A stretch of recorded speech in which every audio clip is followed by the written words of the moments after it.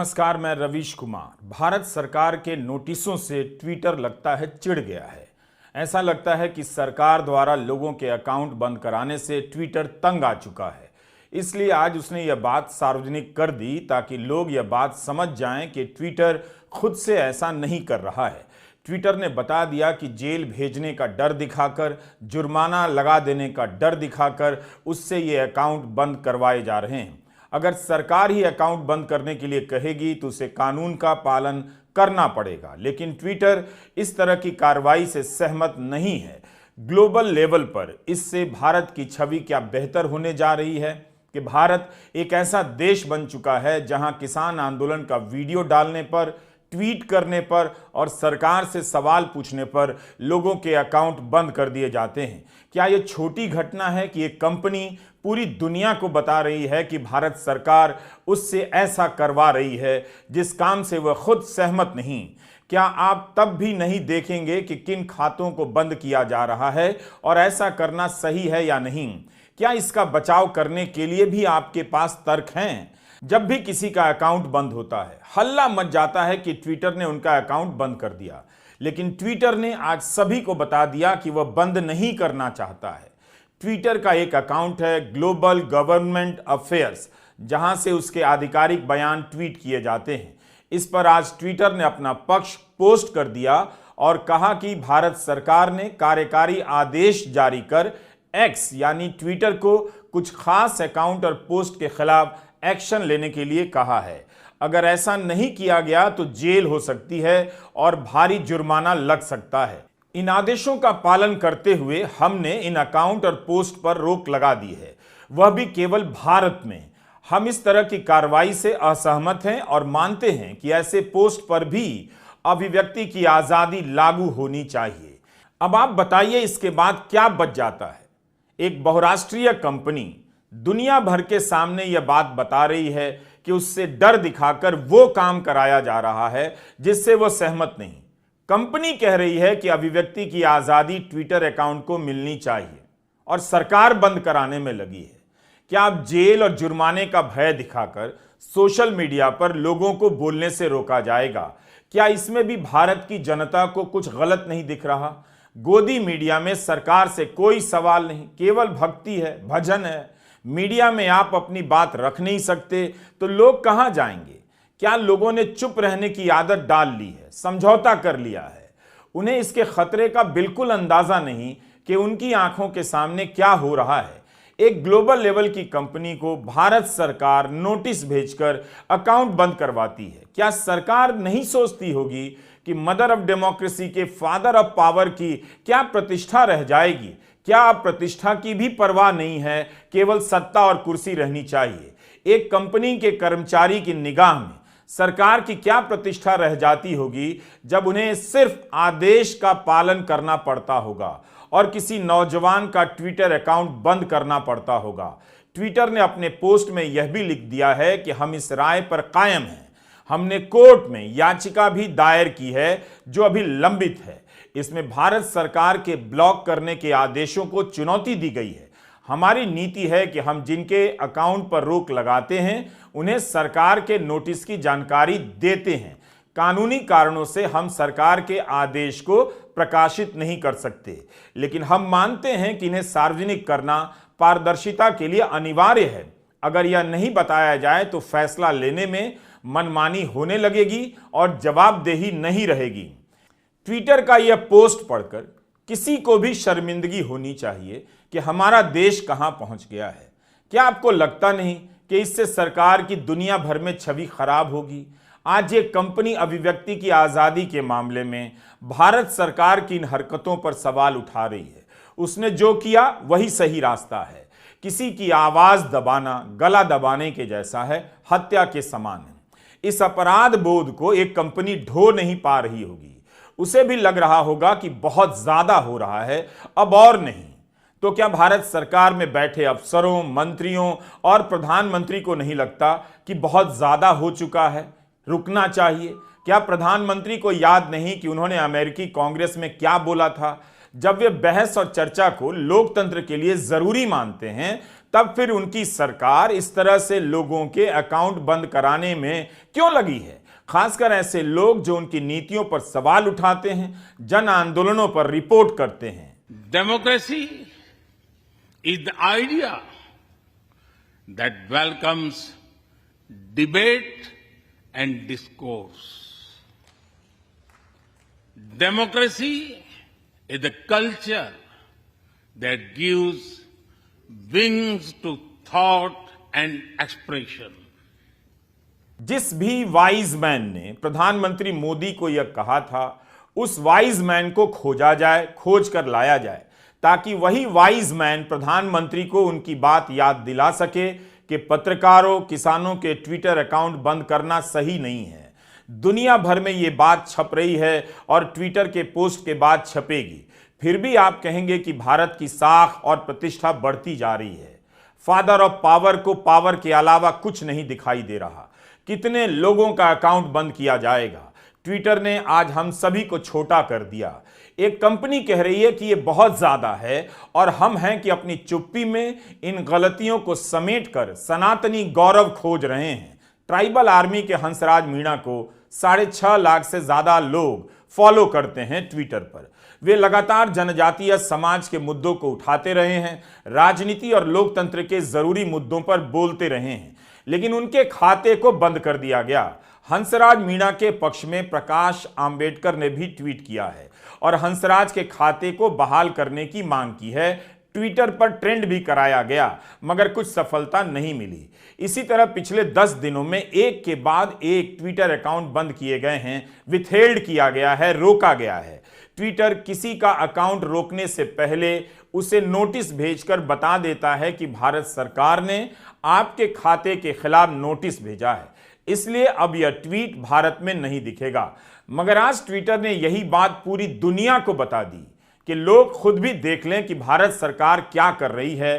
Twitter खुद से खातों को बंद नहीं कर रहा, सरकार करवा रही है। अगर भारत सरकार के आदेशों का पालन नहीं किया गया तो वह जेल भेज देगी और जुर्माना लगा देगी।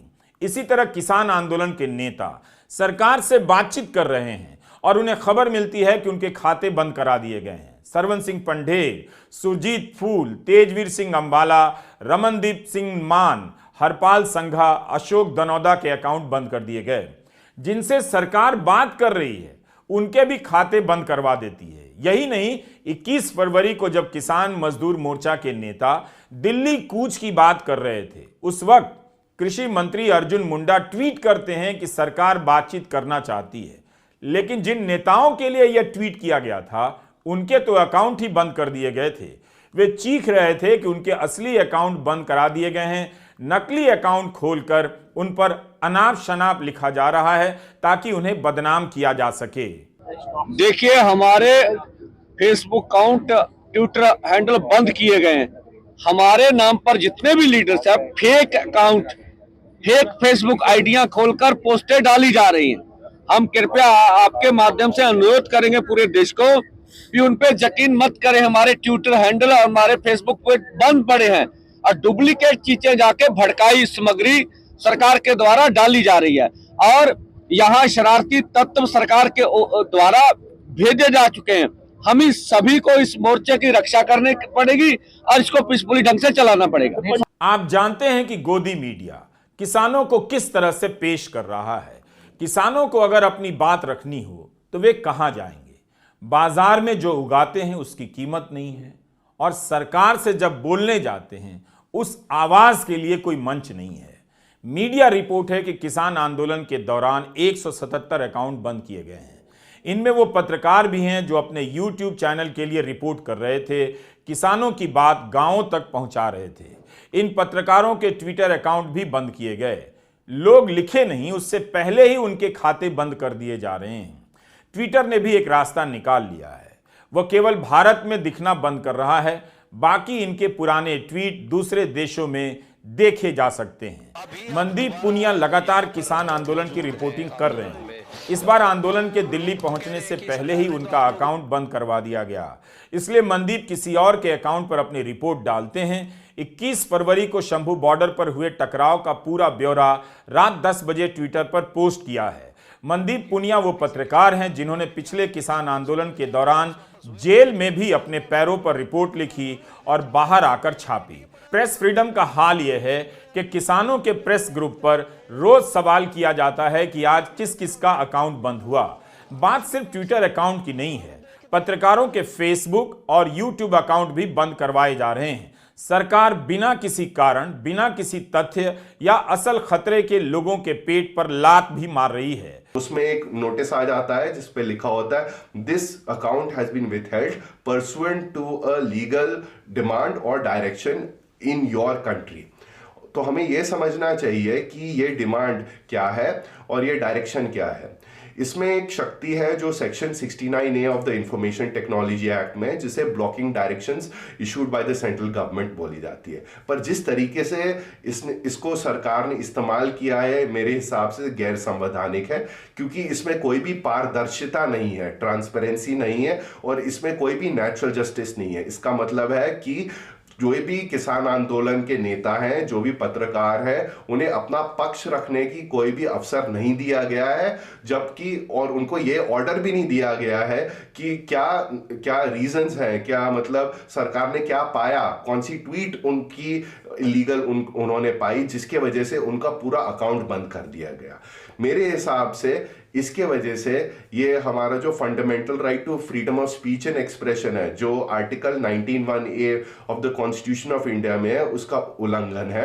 क्योंकि fundamental right to free speech and expression reasonable restrictions को में मतलब सीमित कर सकते हैं, मतलब एब्सोल्यूट नहीं है।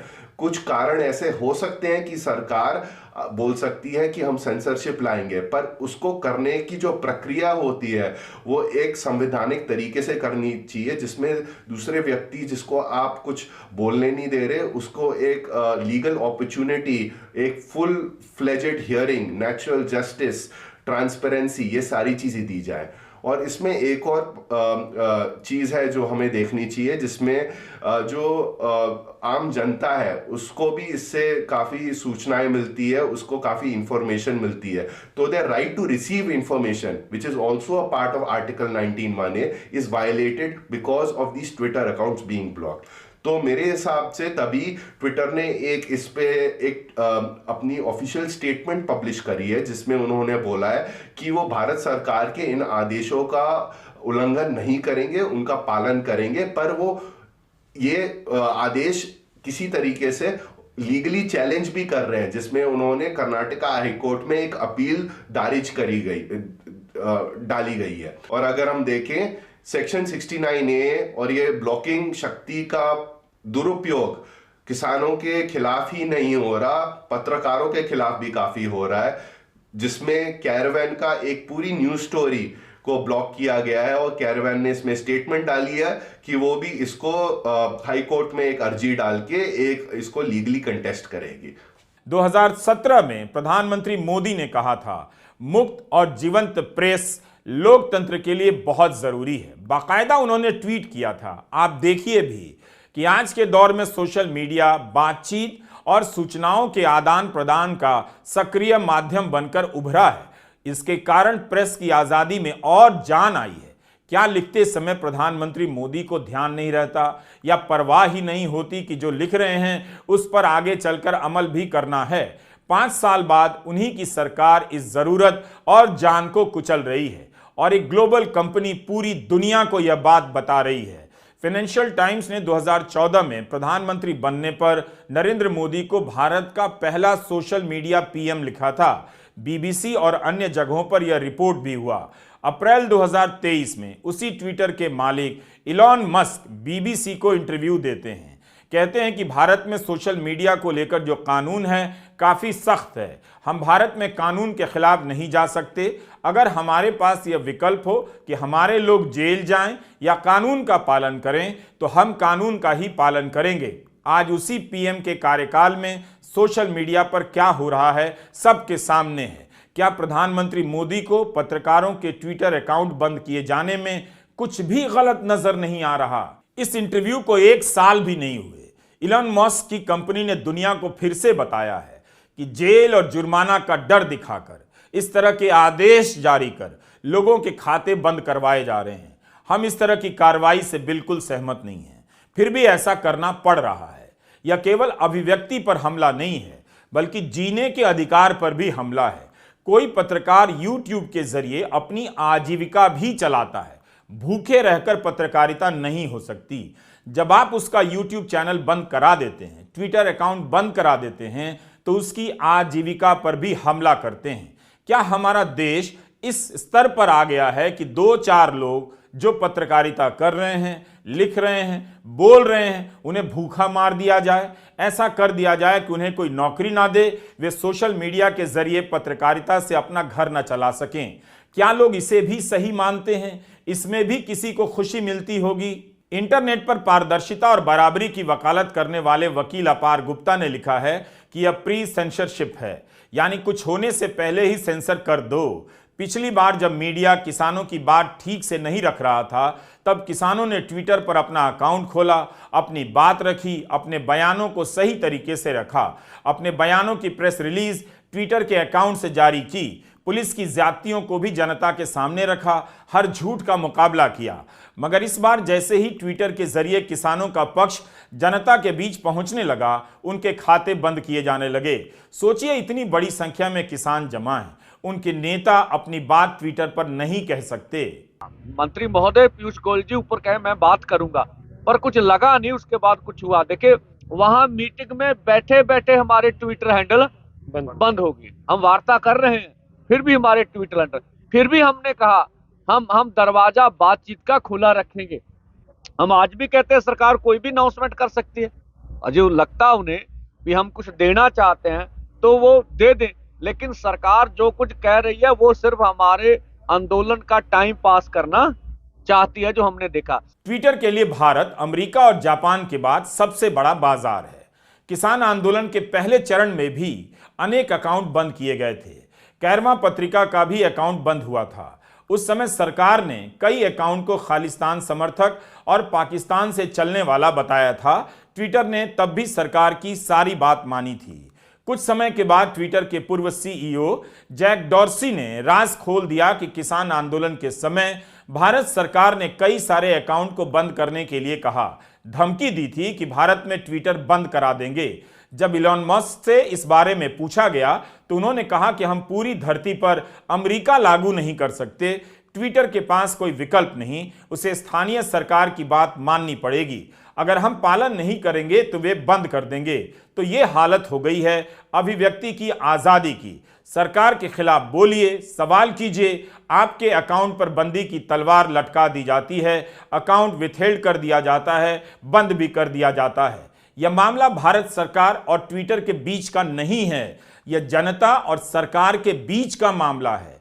ट्विटर को बार बार नोटिस भेजकर सरकार ने जता दिया है कि उसे किसी प्रकार के जन दबाव का फर्क नहीं पड़ता। ग्लोबल छवि की चिंता नहीं कि भारत की छवि दुनिया भर में खराब हो जाएगी। आप किसी को बोलने लिखने से रोकेंगे तो जाहिर है आपकी छवि अच्छी नहीं होगी, मगर यह सब आपकी ही आंखों के सामने किया जा रहा है। सरकार हर दिन एक एक कदम से भी ज्यादा तेज रफ्तार से आगे बढ़ती जा रही है। अब तो अभिव्यक्ति के साथ साथ आजीविका पर भी हमला हो रहा है। नमस्कार, मैं रवीश कुमार।